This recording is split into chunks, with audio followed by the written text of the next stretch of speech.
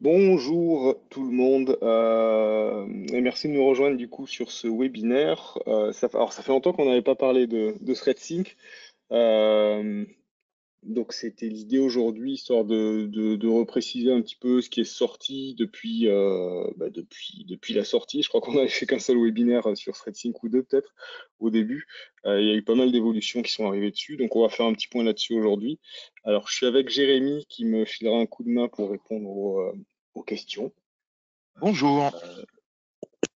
si vous en avez. Et du coup, on va commencer tout ça. Donc comme d'habitude,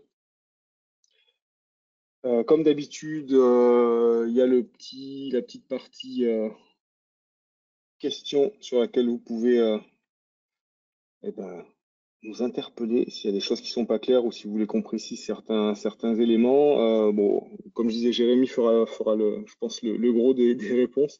Mais s'il y a des choses sur lesquelles il faut qu'on revienne, effectivement, j'essaierai de faire un petit break entre chaque partie et on traitera de tout ça.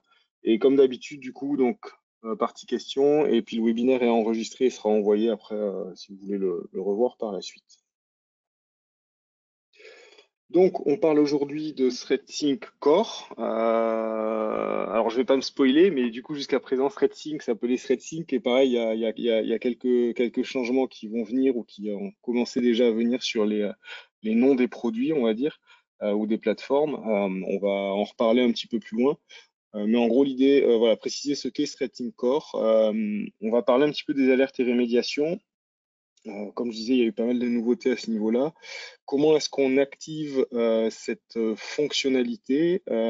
Et ensuite, on va regarder également comment est-ce qu'on configure les règles de réponse automatisées dans ThreadSync Core pour les différents produits du coup qui sont pris en charge. Donc, pour commencer, qu'est-ce que ThreadSync Core? Alors, ThreadSync Core, tout simplement, comme l'était ThreadSync, j'ai envie de dire, en gros, c'est le XDR selon WatchGuard. Donc, c'est le nom de notre produit XDR, d'accord? On va dire que l'intérêt de la plateforme, alors je ne sais pas si c'est la peine de repréciser ce qu'est du XDR, mais je vais le faire rapidement. Du coup, Extended Detection and Response. En gros, l'idée de la solution, c'est de récupérer de la télémétrie de différents produits. En l'occurrence, avec ThreadSync Core, on va parler des produits WatchGuard, donc Firebox, Wi-Fi, protection endpoint et aussi la partie MFA, donc pour la gestion de l'identité, et de faire remonter ces télémétries-là au sein d'un seul et même endroit, on va dire, un puits de log centralisé qui va faire tourner une intelligence artificielle dessus, qui va analyser du coup ces logs et qui va pouvoir faire une analyse croisée de la télémétrie et des informations qui sont remontées entre les différents produits. L'idée derrière tout ça, c'est d'avoir une vision beaucoup plus étendue de ce qui se passe sur un système d'information donné et surtout de pouvoir croiser justement les différents éléments qui sont remontés au sein de la plateforme, on va être capable de détecter plus rapidement des comportements suspicieux ou des soucis de sécurité. Et derrière, la partie la plus intéressante, ça va être aussi, en plus de détecter, de répondre. D'accord? Donc, on donne une visibilité étendue de ce qui se passe dans un système d'information et on permet de répondre de manière aussi plus étendue, du coup en prenant en charge tous les produits qui viennent alimenter la plateforme pour contrer des menaces et donc être plus efficace sur la sécurité avec un élément important, on va dire, de toutes les plateformes XDR, c'est que ça permet de réduire le temps moyen de réponse, le fameux MTTR en anglais, du coup, et de faciliter un petit peu la vie des personnes qui gèrent les solutions de sécurité, pour les clients directement, mais surtout pour vous, partenaires. C'est clair que l'idée derrière tout ça, c'est de vous faire gagner du temps. L'intérêt de tout ça. Ça, c'est peut-être une slide que vous avez déjà vue. Hop là, pardon. Tac. Ah, ça fait un petit moment en fait qu'on l'utilise, j'ai envie de dire, à mon niveau depuis que je suis chez WatchGuard, je crois que ça va faire 4 ans, ça fait un peu plus de 4 ans pardon, et je vois cette slide là, mais je trouve qu'elle résume assez bien en fait la vision qu'on a, parce que quand moi je suis arrivé chez WatchGuard, il n'y avait pas encore toute la partie XDR, alors il y avait les différentes briques du coup avec l'endpoint, network, la partie identité et la partie donc dans network, firewall et Wi-Fi. Et c'est vrai que l'idée de WatchGuard, c'était déjà de proposer une plateforme de sécurité unifiée qui permettait de gagner du temps, encore une fois, en ayant une seule console d'administration et un seul endroit où aller paramétrer les différents produits de sécu. Et en gros, depuis 4 ans, ça a pas mal bougé et plutôt dans le bon sens. Et aujourd'hui, si on revient à la partie ThreatSync Core, c'est vraiment quelque chose qui fait partie intégrante du coup de la plateforme de sécurité unifiée et qui est devenu un petit peu la pierre angulaire de tout ça. Ça permet en fait de construire justement et de faire évoluer l'environnement de sécurité justement en récupérant, en interconnectant et en alimentant la plateforme avec de nouvelles télémétries et du coup de nouveaux produits. Et encore une fois, l'idée, c'est vraiment de simplifier la visibilité de la sécurité sur l'ensemble de l'écosystème, alors d'une organisation quand on parle d'un client seul, mais pour vous, pour l'ensemble de vos clients. Et l'idée, c'est de vous permettre d'être plus proactif face aux cybermenaces avancées, en ayant justement des mécanismes de réponse qui vont être coordonnés entre différents produits. Du coup, sur les évolutions qu'il y a eu, quand ThreatSync est sorti, ThreatSync premier, on va dire, on avait que la partie network et la partie endpoint protection qui venaient l'alimenter. Aujourd'hui, ça a évolué dans le sens où on intègre aussi la télémétrie de la partie Wi-Fi et on intègre également la télémétrie de la partie hotpoint. Donc, on a vraiment les 4 produits historiques, j'ai envie de dire, que proposait WatchGuard qui viennent alimenter cette plateforme ThreatSync Core. Alors, on le verra tout à l'heure. Spoiler alerte, même si j'ai pas vraiment de slide dessus, mais il va y avoir des évolutions encore par rapport à ça qui vont venir. On en parlera un petit peu plus loin. Donc la partie alerte et rémédiation. L'idée de ThreatSync, dans un premier temps, effectivement, ça va être de donner de la visibilité, d'accord, de ce qui se passe sur un système donné. Donc l'idée de ThreatSync, c'est de rassembler et d'afficher les détections croisées du coup entre les différents produits, encore une fois qu'on va enrôler dans la solution. D'accord. Ces détections croisées vont provenir du coup des ordinateurs, des serveurs, des pare-feux, des points d'accès Wi-Fi et également de la partie identité grâce à Hotpoint. Et l'idée, c'est de centraliser ça au sein d'une seule et même console, d'accord, pour vous permettre derrière de gagner du temps sur la partie, on va dire, exploitation, mise en place de rémédiation et potentiellement aussi investigation sur certains types de menaces. Et du coup, la détection unifiée, l'intérêt donc de la plateforme, c'est de mettre automatiquement en corrélation toutes les activités de tous les produits qui vont l'alimenter, avec encore une fois, je reviens, on parlait du mean time to respond tout à l'heure, MTTR. L'idée, c'est de vous faire aussi gagner du temps sur la partie détection avec le MTTD, donc Mean Time to Detect. Parce qu'on sait que dans la sécurité, le temps est crucial. Et du coup, plus on va être proactif, plus on va pouvoir gagner du temps sur la partie détection et réponse.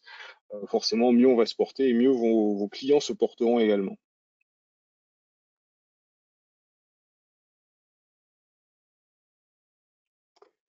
Donc l'avantage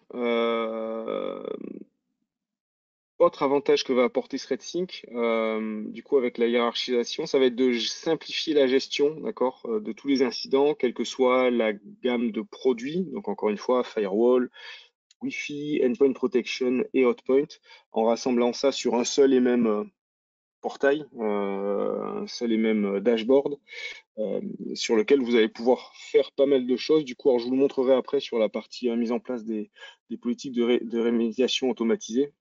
Mais en gros, on a un petit aperçu ici sur la slide. Et ça sera un petit peu plus parlant sur la démo. Les slides, c'est bien, mais les démos, c'est quand même un petit peu mieux. Euh,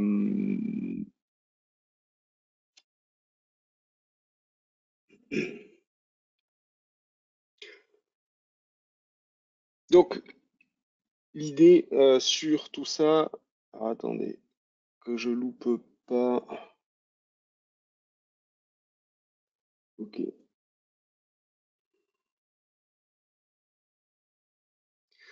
Donc derrière, en fait, quand on va avoir des alertes, ce que je vous montrerai tout à l'heure encore une fois, euh, on va pouvoir répondre également aux incidents toujours depuis cette plateforme. Ça veut dire que le principal intérêt, c'est qu'on ne va pas avoir à jongler entre les différents menus de configuration des produits qui l'alimentent, d'accord, pour aller mettre en place une réponse. Tout peut se gérer directement depuis la console. Encore une fois, le principal intérêt, gain de temps, donc aussi bien sur la détection que sur la réponse qu'on va vouloir apporter aux incidents qui vont être remontés. Et hop là. Donc on combine toute la partie orchestration et réponse au sein d'une seule et même interface, ce qui va être plutôt intéressant, encore une fois, surtout quand vous avez plusieurs clients à gérer, on verra, on peut avoir un dashboard complètement centralisé qui permet de gérer tout ça de manière beaucoup plus globale. Alors comment est-ce qu'on active ThreadSync Core? C'est plutôt rapide, vous le verrez, pas besoin de passer une certif pour le faire. Je vous montre juste après. Mais on va dire sur les points importants à retenir ici, c'est que la partie ThreadSync Core fait partie de WatchGuard Cloud. Donc, ce qui veut dire qu'il n'y a pas de licence associée à ça, d'accord? C'est une fonctionnalité qu'on va activer directement sur WatchGuard Cloud. Il n'y a pas besoin de passer commande ou autre. Ce qu'il faut, d'un point de vue prérequis, ça va être un accès à WatchGuard Cloud en tant que propriétaire ou administrateur alors soit de l'instance, soit du compte partenaire. Et après, ça va être des produits, le niveau de licence pardon, associé aux différents produits qui va permettre d'alimenter en fait la partie ThreadSync Core avec ces différentes briques-là. Donc Firebox en Total Security Suite, Access Point en USP, la partie, donc Access Point pour le Wi-Fi, hein, Hotpoint ou Total Identity Security, donc les deux niveaux de licence de la partie Hotpoint. Et sur la partie Endpoint, ça va être à partir de l'EDR et tout ce qu'on a au-dessus, donc EDR, EPDR et Advanced EPDR. Donc sur la... Je me permets. Et EDR Core. Et, oui, pardon. Oui, ouais, carrément, exactement. Parce que, non, tu fais bien. Le fait d'avoir inclus effectivement des licences des agents EDR Core dans la partie TSS, c'est justement pour un client qui n'aurait pas la partie Endpoint Protection, de pouvoir activer quand même la partie ThreadSync Core sans, encore une fois, en ayant un EDR qui est embarqué dans le. Alors, il n'est pas embarqué. On a des licences EDR qui sont fournies, donc EDR Core, qui sont fournies avec les Firebox en Total Security pour permettre justement aux clients qui ne sont pas équipés en Endpoint d'activer malgré tout la partie ThreadSync Core. Et pareil, alors on le verra sur la démo après, mais effectivement, plus on va activer, plus le client, plus il y aura des produits WatchGuard dans l'écosystème du client, plus ThreadSync Core sera intéressant parce qu'il y aura plus de télémétrie forcément à traiter. Et du coup, d'un point de vue détection, etc., ce sera plus pertinent. Mais pour certains produits, typiquement sur le endpoint, déjà, ça peut être intéressant de l'activer même s'il n'y a pas d'autres produits parce qu'on peut répondre aux indicateurs d'attaque ou des choses comme ça. Et après, ça donne quand même malgré tout à votre niveau le dashboard centralisé qui permet de voir un petit peu tout ce qui se passe de manière assez rapide sur l'ensemble des clients. Pour l'activation, ça je vais vous le montrer sur la console d'admin, mais en gros, comme je dis, hein, plutôt facile. Configure, on va sur le menu ThreadSync, on coche le petit bouton et après on va paramétrer les devices, chose que je vais vous montrer. Je vais vous montrer également les alertes et les règles de notification. Pour ça, je vais basculer sur la console d'administration qui est ici. Alors, ici je suis sur WatchGuard Cloud. Donc j'ai créé un petit tenant ici sur lequel je n'ai pas activé ThreadSync Core. Comme vous allez voir, plutôt simple. Donc on va sur la partie configure ThreadSync. Je vais l'activer ici. Donc comme je disais, je pense que c'est à la portée de tout le monde. C'est pour ça ceux qui l'ont pas activé. Ah là là là là. Attention. D'autant plus que quand on l'active, en fait, je vais dire, on prend pas trop de risques dans le sens où, par défaut, ce que va faire l'activation, c'est que ça va permettre juste de centraliser et de remonter les informations des différents produits. Donc, on va enrôler dedans. C'est le menu sur lequel j'arrive ici.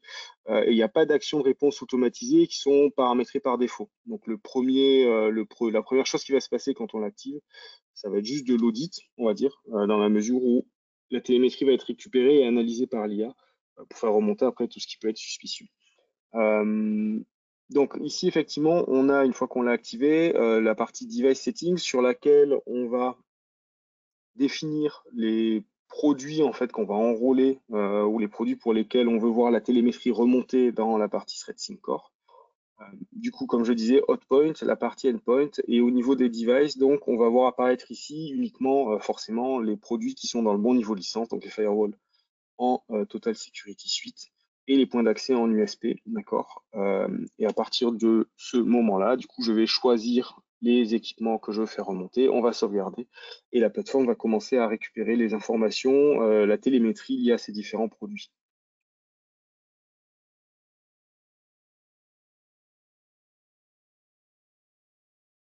Si je vais sur la partie, hop là, alors tac tac, monitoring. Ça c'était juste pour l'activation. Pour le monitoring, je vais aller sur le compte de Jérémy qui est témoin de ce que je vais faire sur son compte. Je me ferai pas engueuler. Parce que j'ai pas, comme je viens de l'activer là sur le compte, effectivement, j'ai pas de télémétrie. Mais du coup, pour surveiller un petit peu ce qui se passe d'un point de vue télémétrie, donc monitor ou surveiller en français, en français c'est surveiller menace, et sur l'interface admin en anglais c'est monitor threats. Et on va avoir du coup deux dashboards. Alors je vais remonter, je vais le faire un peu en mode bourrin.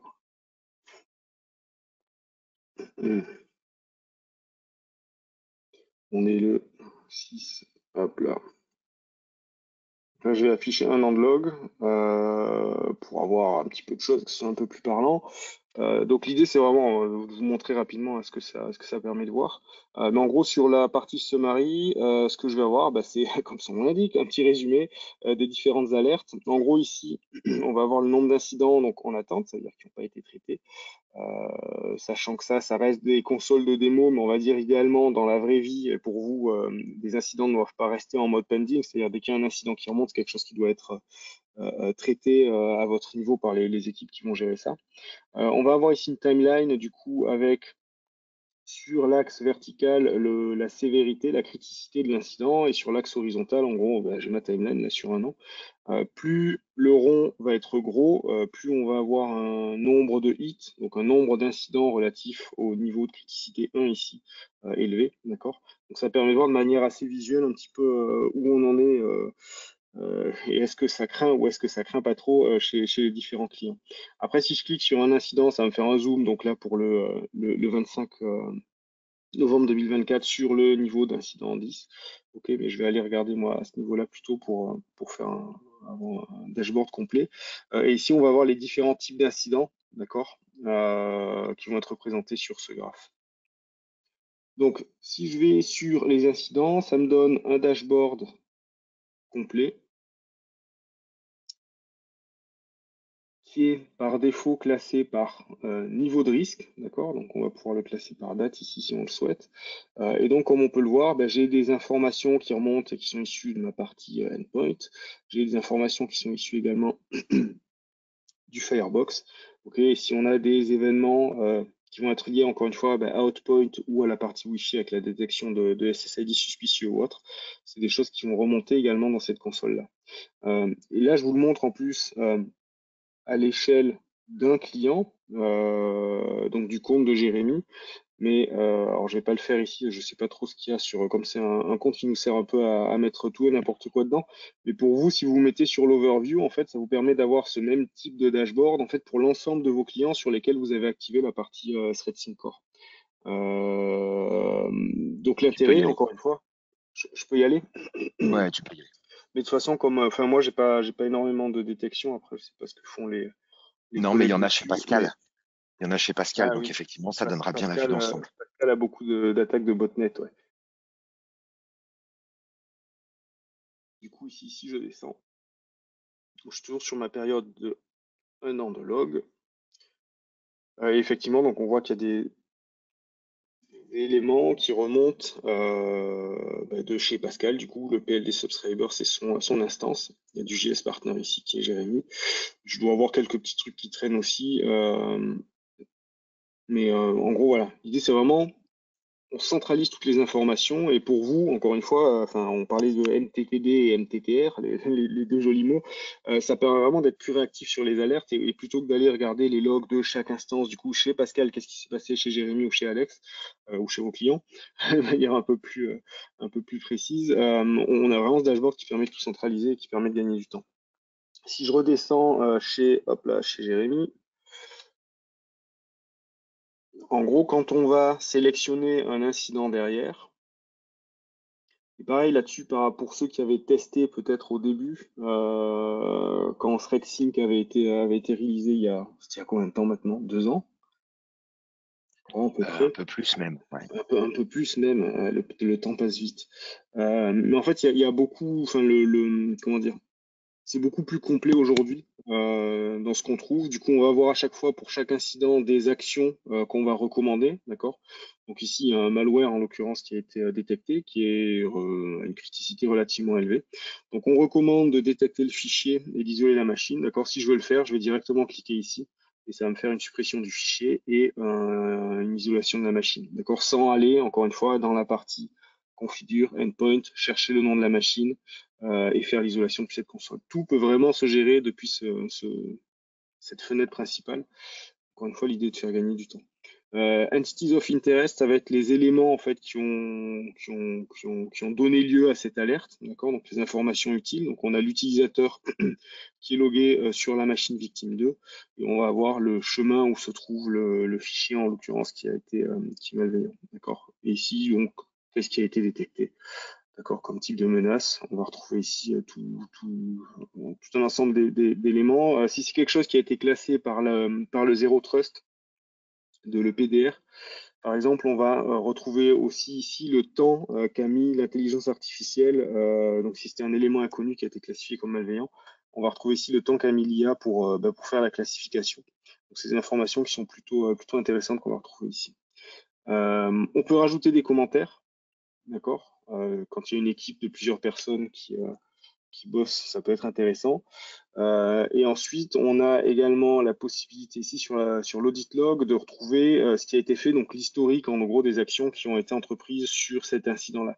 C'est-à-dire que si je delete le fichier et que j'isole la machine, pardon, je vais retrouver ici que c'est Alex, donc Arnaud, c'est mon login ici, qui a fait une isolation, une suppression de fichiers, etc. Donc tout est tracé, on peut gérer un petit peu l'échange d'informations entre les différents intervenants à ce niveau-là.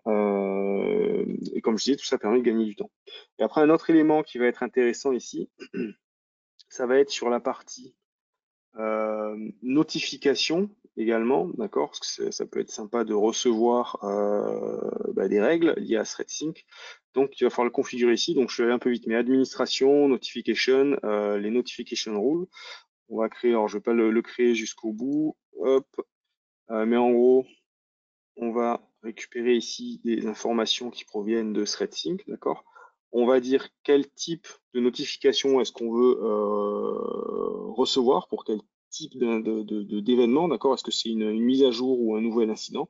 Est-ce que c'est une action qui a été entreprise sur un incident? Est-ce que c'est lorsqu'un incident a été clôturé, en gros? Donc, on peut définir ici le niveau de criticité pour lequel est-ce qu'on veut être alerté, d'accord? On va définir à cet endroit-là les types d'incidents pour lesquels on veut recevoir l'alerte, pour quel type, hop là, de device, et enfin, comment est-ce qu'on veut recevoir l'alerte, d'accord? Est-ce qu'on fait un envoi chaque fois que j'ai un nouvel incident qui arrive, ce qui, si vous gérez plusieurs clients, peut être un peu verbeux. Donc on peut faire aussi du send at most. Alors je l'ai plus en tête. En fait, on va envoyer un mail toutes les, je sais plus combien de temps, faut que je le recheck. Mais c'est disponible sur le support center, ça, dans le help center, pardon. Il y a les informations, je l'ai vérifié hier, je ne m'en rappelle plus. Le sujet, les personnes à qui on va envoyer le mail, et à partir du moment où on crée la règle, du coup, dès qu'un incident, un type d'incident, donc on a défini ici match les différents critères qu'on va avoir renseignés, et on pouvait être alerté par email. Donc ça, c'est un truc qu'il faut faire, je pense, Alors, il y a deux choses. Soit, effectivement, vous avez le nez sur la console tout le temps et, ben, vous voyez les alertes en prenant l'habitude d'aller sur la partie monitor threat. Si c'est pas le cas, si vous voulez être alerté quand il y a des incidents, ben, n'hésitez surtout pas à créer ce type de règles de notification. Comme ça, au moins, vous serez alerté en cas de souci. Ça permet d'être peut-être un peu proactif avant que ce soit le client qui appelle et qui dise que plus rien ne marche. Je vais revenir sur la démo, on reviendra sur la démo, pardon. Je reviens sur la présentation, on reviendra sur le reste de la démo après, et notamment sur la partie automatisation des réponses dans ThreadSync Core. Comme je disais, quand on active le premier niveau, d'accord, d'activation, le premier comportement, ça va vraiment être faire de l'audit d'une certaine manière. Donc, il n'y a pas de notion de réponse automatisée qui sont en place, etc. Donc, c'est pour ça que, alors déjà, je pense qu'on était surpris avec Jérémy qui ait beaucoup de noms tout à l'heure sur les personnes qui ne l'ont pas activé. Mais après, effectivement, ce qu'il faut garder en tête, c'est qu'il faut avoir le bon niveau de service. Donc, forcément, si vous vendez du firewall en basique aux clients, ben, vous ne pourrez pas l'activer pour les Firebox. Par contre, sur la partie Endpoint Protection, pour ceux qui en proposent, bah, n'hésitez pas à l'activer encore une fois, et je vous montrerai pourquoi juste après. Ça peut avoir du sens malgré tout. Donc, pour les règles de réponse automatisée, donc pour rappel, XDR, Extended Detection, en gros, c'est ce qu'on fait quand on l'active, d'accord? On commence à avoir des détections. Mais la partie la plus intéressante et la plus pertinente, ça va être la partie response. Donc, c'est ce dont on va parler ici. En gros, quand vous activez les politiques, d'accord, on fournit 2 politiques par défaut qu'il faut vérifier en gros si ça peut correspondre à l'environnement dans lequel vous le mettez en place. Il faut les checker, vous pouvez les affiner si vous le souhaitez. Et ensuite, il va falloir ajouter des stratégies supplémentaires. Or, si nécessaire, effectivement, après tout dépend du niveau que vous voulez apporter au client, de la sensibilité du client à la sécu, mais donc tout est assez granulaire et on peut aller assez finement dans le type d'alerte et le type de réponse automatisée qu'on va entreprendre. Derrière, les stratégies de remédiation, donc les actions vont changer en fonction du type d'appareil sélectionné. Ça, je vous le montre sur la plateforme de démo tout à l'heure. C'est-à-dire qu'effectivement, peut-être que sur une détection qui est faite au niveau du endpoint, d'accord, on va pas pouvoir faire un blocage d'unité publique sur le firewall. Il va falloir enrôler dans la règle et le endpoint et le firewall pour pouvoir entreprendre ce type d'action. Et derrière, malgré tout, ce que je vous ai montré tout à l'heure, hein, quand on active les règles, on a la possibilité de répondre manuellement à des actions directement depuis les différents niveaux d'incident. Donc, hop, on rebascule sur la console d'administration. Donc, jusqu'à présent, j'étais sur la partie monitoring, ce que je vous ai montré, menace. Et si je retourne sur configure ThreadSync, et je vais me mettre sur cette instance-là, qui pour l'instant n'a rien du tout. Comme je vous disais, on va avoir 2 règles par défaut, d'accord, qui sont, on le voit ici, désactivées. Donc, ce sont des règles de type rémédiation. Si jamais vous avez activé ThreadSync il y a fort longtemps, au tout début, du coup il y a 2 ans ou 2 ans et demi, ce qu'on disait que j'avais mis depuis que la solution est sortie, vous avez la possibilité, parce qu'au début en fait ces règles par défaut n'étaient pas proposées, donc vous avez la possibilité de malgré tout les générer ici, d'accord. Donc pour une instance qui a été activée il y a longtemps, alors j'ai cliqué, c'est un beau misclick, je ne voulais pas, mais voilà, on peut les générer. Donc en l'occurrence, je vais les supprimer parce que ça sert à rien d'en avoir 4. Hop là. Et hop là. Et après, alors comme j'ai fait des modifs ici, ça me permet de vous montrer que on a la possibilité donc de déployer les règles. D'accord, quand on fait des modifications, elles ne sont pas appliquées directement. Il va falloir cliquer sur le bouton deploy pour les appliquer. Donc sur mes types de règles, on va avoir une première règle par défaut qui dit en fait que tous les incidents qui ont une criticité faible, d'accord, on va les fermer.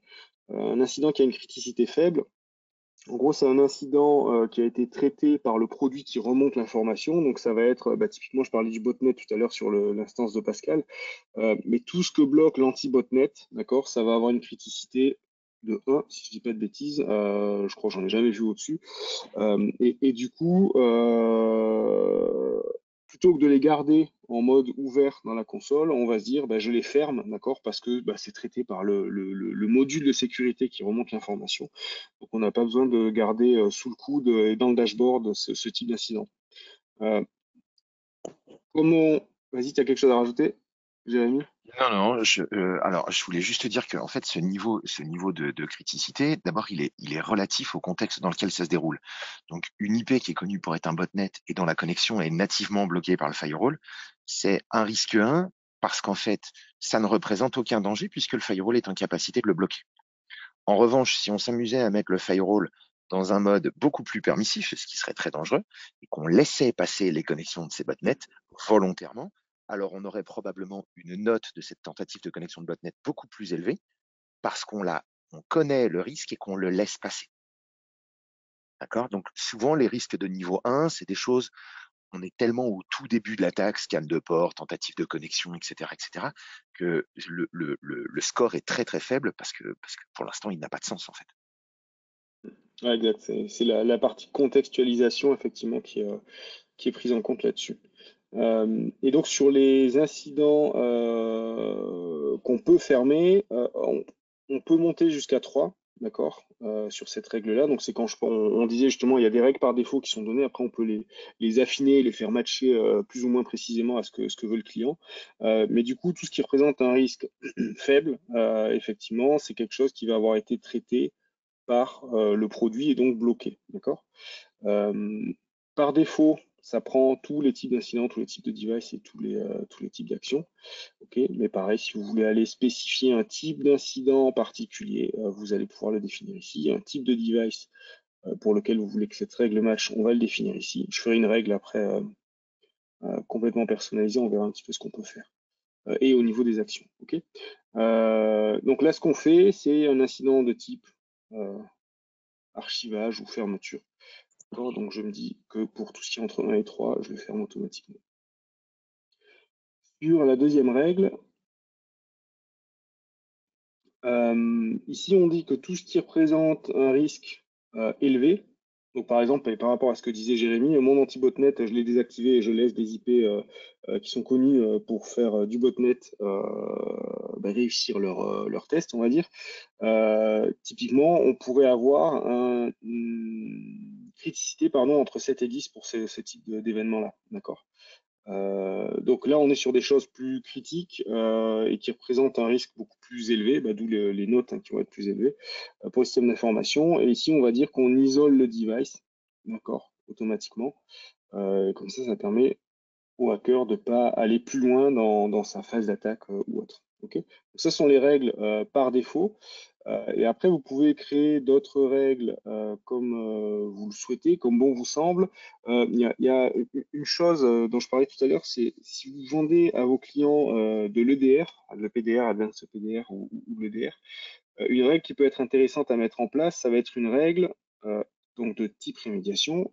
Je vais mettre ISO.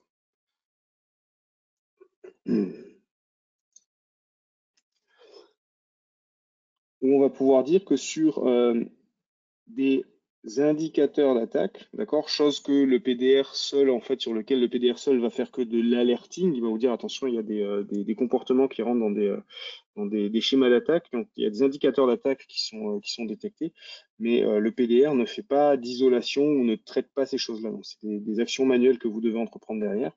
Mais ce qui peut être intéressant, c'est de dire que dès que j'ai un indicateur d'attaque du coup élevé sur mes endpoints, je vais isoler le device. D'accord. Donc là, c'est spécifique à la partie endpoint protection. Ce qui va être intéressant, c'est que sur l'isolation, lorsqu'on la met en place, on va avoir la possibilité d'autoriser un process, d'accord, à communiquer toujours. Donc l'isolation, c'est au niveau est faite par le PDR. Seul l'agent est autorisé à communiquer avec WatchGuard Cloud. Tout le reste des communications est coupé. Tous les process que vous allez renseigner ici, d'accord, seront autorisés à communiquer. Et du coup, je sais pas, un outil de RMM, si vous avez un magnifique TeamViewer qui sert aussi pour les hackers, c'est pas bien, mais vous pouvez éventuellement hop, l'exécuter ici aussi. Bon, je dis pas qu'il faut le faire, d'accord, faire gaffe à ce qu'on autorise, mais en fait, vous pouvez autoriser des process à communiquer. Ce qui peut être intéressant aussi, c'est de personnaliser le message ici, histoire que l'utilisateur se retrouve pas bloqué sans comprendre pourquoi. Donc machine isolée.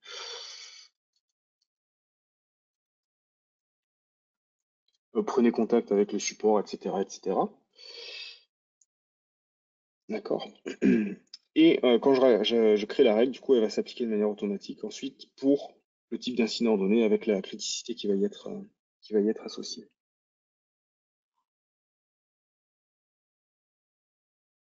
Donc là, c'est pour mettre en place du coup des règles automatisées de rémédiation. Il ne faut pas oublier d'activer si vous générez les règles par défaut ici.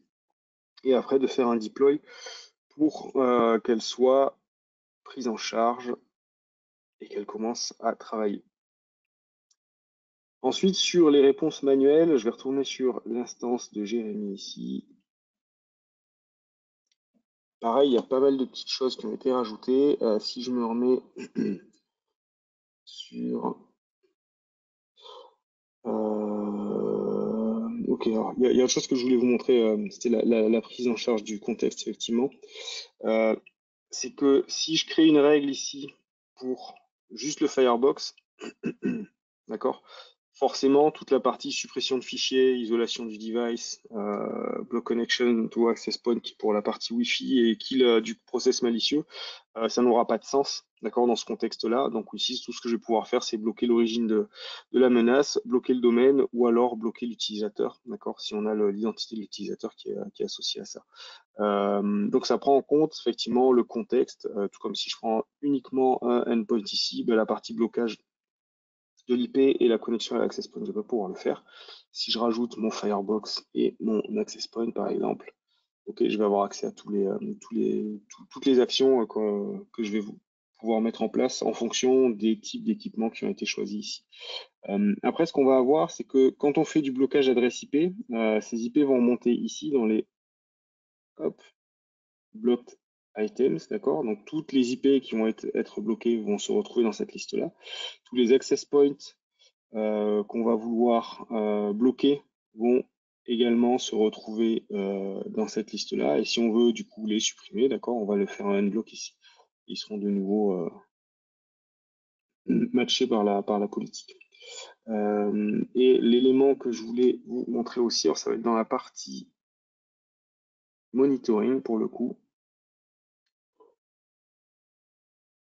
Si on va sur la partie endpoint, donc ça je vous l'ai montré tout à l'heure, hein, sur un incident, je peux mettre en œuvre ma réponse manuelle directement. Et il y a un autre menu qui est intéressant ici, où en fait on va retrouver la liste des endpoints du coup qui sont concernés par la partie ThreatSync, mais surtout ça permet d'avoir un niveau de criticité associé à une machine, d'accord? Et si je clique, en fait, on va avoir toutes les informations de sécurité, tous les événements de sécurité qui font que il est dans un statut critique, avec une timeline, d'accord? Et on retrouve tous les incidents liés à cette machine en question. Donc pareil, pour faire de l'investigation derrière, en fait, ça permet d'aller un petit peu plus loin. Si vous voyez apparaître dans votre tableau d'incidents ici une machine, en gros, en allant la récupérer dans cette liste-là, d'accord, ça vous permet d'avoir l'historique des incidents qui ont été remontés pour cette machine-là, d'accord? Et après, pareil, hein, comme tout à l'heure, dès que je vais cliquer, je vais avoir le même type d'information, donc les actions recommandées, les éléments importants relatifs à cette alerte aussi, et les détails qui ont été remontés après par le produit. Et je pense que j'ai fait le tour de la conf, sauf si tu vois quelque chose à rajouter, Jérémy. Alors, ouais, je voulais intervenir sur un Vas-y. point, je crois. Pour ceux d'entre vous qui n'auraient pas encore démarré la console ThreatSync, pour des raisons qui vous sont propres, et dont on va pas discuter là, il faut savoir que à partir du moment où vous activez la console ThreatSync, donc le bouton bleu qu'on a vu tout à l'heure, il n'y a à ce stade absolument aucun effet à attendre chez le client. Ensuite, dans les politiques qu'on vous a montrées, et notamment celles qui sont affichées là, la première politique à faire, quoi qu'il arrive, c'est la politique d'archivage. Politique d'archivage qui va permettre de faire en sorte de limiter le bruit de fond. D'accord? Et à ce stade-là, il n'y a toujours absolument aucun effet. Donc, ce qu'il faut se dire, c'est que si vous n'avez pas encore démarré Threadsync sur les consoles de vos clients ou sur vos consoles propres, l'activer et créer cette politique d'archivage, c'est quelque chose que vous devriez systématiser parce que ça n'a aucun effet et que de toute façon, ça va vous permettre de gagner du temps. D'accord? Donc, la politique d'archivage, elle est simple, risque faible, niveau 1 à 3, quels que soient les types de produits, quels que soient les types de menaces. Et dès lors que qu'une action a été prise. C'est ça qu'on va archiver. On veut archiver l'événement qui n'est pas pertinent immédiatement d'un point de vue support, forensique, etc., etc., etc. Le résultat de ça, Alex, si tu peux aller dans ma console et dans Monitor, s'il te plaît, Monitor menace, Monitor threats en l'occurrence, puisque c'est en anglais. Et si on regarde, alors là, la période est très longue, mais en fait, si raisonnablement on se met sur les 7 derniers jours, par exemple, où j'ai pas eu le temps de déclencher trop d'attaques, si ce n'est hier avec Nico, on va voir que, vous voyez, sur la partie de droite, il y a eu un total de 1012 incidents. Sur les 1012 incidents, il y en a 990 qui, par le biais de cette politique d'archivage automatique, ont été archivés automatiquement pour ne pas perdre de temps. D'accord? On en est là, on l'active, on crée la politique d'archivage, c'est ça. Il ne nous resterait plus que les incidents à contrôler, mais en fait, les incidents d'un niveau plus élevé, il faudrait les contrôler dans le firewall, il faudrait les contrôler dans l'EDR, il faudrait les contrôler dans le MFA, etc. Donc en fait, ça ne va pas augmenter votre charge de travail, ça ne va pas augmenter le besoin de personnel. Ça va juste vous permettre d'accélérer le traitement de tout ça. D'accord? Donc ça, c'est très important. Ouais, comme tu dis, au contraire, l'idée c'est de faire gagner du temps sur ce traitement d'alerte C'est ça. en les centralisant. Et après, par rapport à ce que tu disais sur le fait de l'activer, un élément, du coup, ça me fait penser à ça et c'est très bien qu'on ait parlé. On peut créer des templates, en fait, tout comme on peut créer des templates sur la configuration, le PDR, etc. On peut créer des templates pour la partie thread sync. Du coup, vous n'avez pas à recréer le template à chaque fois chez tous vos clients. Alors le template, les politiques, pardon. Vous faites un template, vous l'appliquez à vos clients, d'accord? Et ils héritent automatiquement de cette règle de base qui peut être celle de l'archivage, ou alors d'autres règles après si vous voulez en rajouter pour enrichir un petit peu tout ça. Mais l'idée, c'est vraiment que vous gagnez du temps effectivement sur ces choses-là. Et je pense qu'on a fait le tour. Et au niveau de la presse, pareil, on était bon. Donc, est-ce que vous avez des questions? Pour le coup, j'ai même pas fait mes petits breaks interpause pour regarder si il y en avait. Il n'y a pas de question. Tu as très Pas bien de expliqué. questions. Tout le monde a compris parfaitement. Parfait. Et donc, enfin, pour moi là, enfin, de mon point de vue, à retenir pour ceux qui l'ont pas activé, effectivement, activez-le parce que ça coûte pas plus cher, comme dirait l'autre. Et surtout, si vous avez les produits effectivement qui peuvent permettre de l'alimenter, à mon avis, ça vous sera forcément utile. Et si vous avez des doutes, des questions, des craintes ou autres, vous savez où nous trouver, comme d'habitude. Je vais remettre dans le chat là l'adresse. Hop. Alors, je pense que vous avez nos coordonnées à chacun. Je vous mets ce.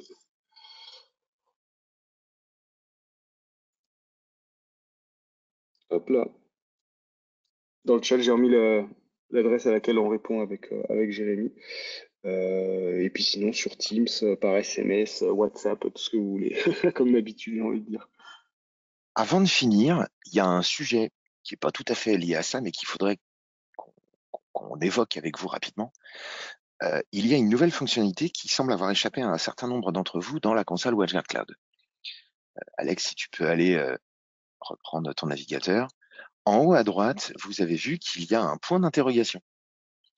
Et alors, vous avez tous été notifiés de ça. Il y a eu un énorme message au milieu de la page. Et si vous allez dans Give Feedback, il y a une nouvelle option qui va vous permettre de noter, de voter pour des fonctionnalités par produit, donc MFA, EDR, Firewall, etc., etc., etc. Il y a des fonctionnalités qui sont en roadmap, plus ou moins prioritaires. Il y a des fonctionnalités qui sont en cours de développement. Et vous allez, chacun de vous va pouvoir venir voter ici pour chacune des fonctionnalités. Si vous le souhaitez, s'il y en a que vous voulez mettre en avant, n'hésitez pas à voter pour les fonctionnalités pour permettre de booster et comment dire, de pouvoir agir sur la Mettre roadmap. du poids, ouais, c'est ça, voilà, Par d'influencer la ailleurs, roadmap. Ouais. ouais, par ailleurs, tout en haut, vous avez le bouton Send Request. Et le bouton Send Request, il va vous permettre d'amener vos propres requêtes d'amélioration. Alors, vous pouvez le rédiger en français puisque le système qui est derrière va traduire, regrouper les demandes du même type ensemble, etc., etc. Et ici, en fait, vous pouvez indiquer que vous souhaitez avoir une fonctionnalité. Donc, on pourrait imaginer qu'on veut tous une miniature d'Alexandre dans le tableau de bord de ThreadSync qui nous fait les gros yeux si la configuration n'est pas optimale. eh ben, on pourra décider si c'est demander, indiquer que c'est quelque chose qui pourrait être intéressant ou quelque chose qu'on doit impérativement développer. Mettez-le, faites ces requêtes-là, ces éléments-là tombent directement sur le bureau des product managers. D'accord? Vous avez la possibilité d'influer directement la roadmap.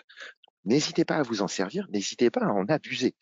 D'accord? S'il y a des choses que vous ne voyez pas dedans, créez une feature request. Au pire, ça viendra rajouter un élément sur lequel vous aviez fait l'impasse, quelque chose que vous n'avez pas vu éventuellement dans la liste des fonctionnalités en cours de développement.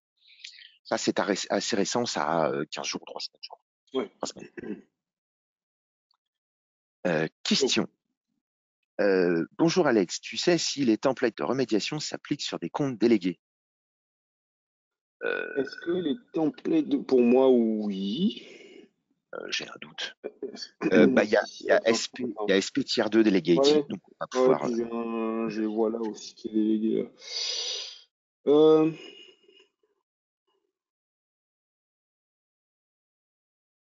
Ah si, mais c'était ça, je l'avais mis dans. Ah ben oui. Et ben voilà. Hop, est-ce que je peux le rattraper? S'il est dans un groupe. Attends, en fait. Qu'est-ce que tu as mis dans Test Delegated dans ton groupe? Ouais, c'est ça, c'est ce que je veux voir. Mon groupe, mon groupe, mon groupe, mon groupe, mon groupe. Dans Administration. Ouais. Je lis la question, je te laisse dans la merde. C'est sympa, hein?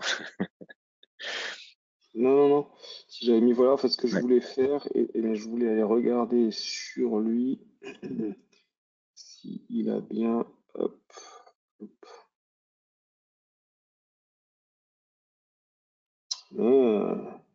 Elle n'y est pas. Alors, attends, est-ce que j'ai un truc dedans? Alors, pendant que tu cherches ça, je réponds à la question suivante. C'est en Ouais, haut à droite dans le point d'interrogation pour retrouver la zone de vote, de feedback. En haut à droite sur le point d'interrogation et give feedback. ouais, ici. Donc voilà, Frédéric, tu as ta réponse, non pas les délégués, mais ce serait une Ouais, excellente feature pas les request. délégués. Ouais, ouais, c'est clair. Exactement. Attends, je fais un.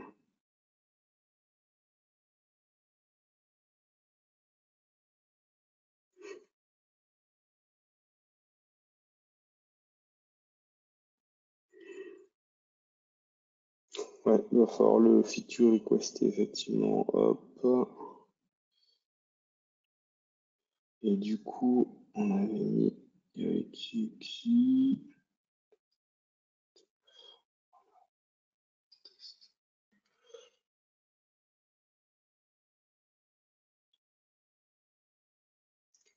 Alors, j'ai Le votre adresse email, modèle. je vais regarder pourquoi est-ce que vous n'avez pas accès à plus que l'aide dans le point d'interrogation. Ah, Je vais aller voir ça tout de euh, suite. est-ce qu'il y a une question de droit de, de l'opérateur, C'est ce du que je vais compte? aller voir. Boîte de compte pour vous.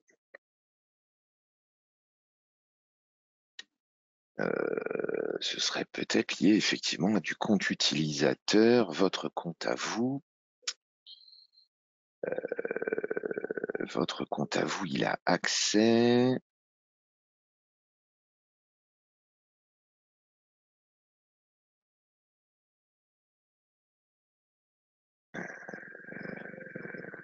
Alors, c'est pas avec ce compte-là que vous vous êtes connecté. Vous avez plusieurs comptes. Je vous propose qu'on se recontacte.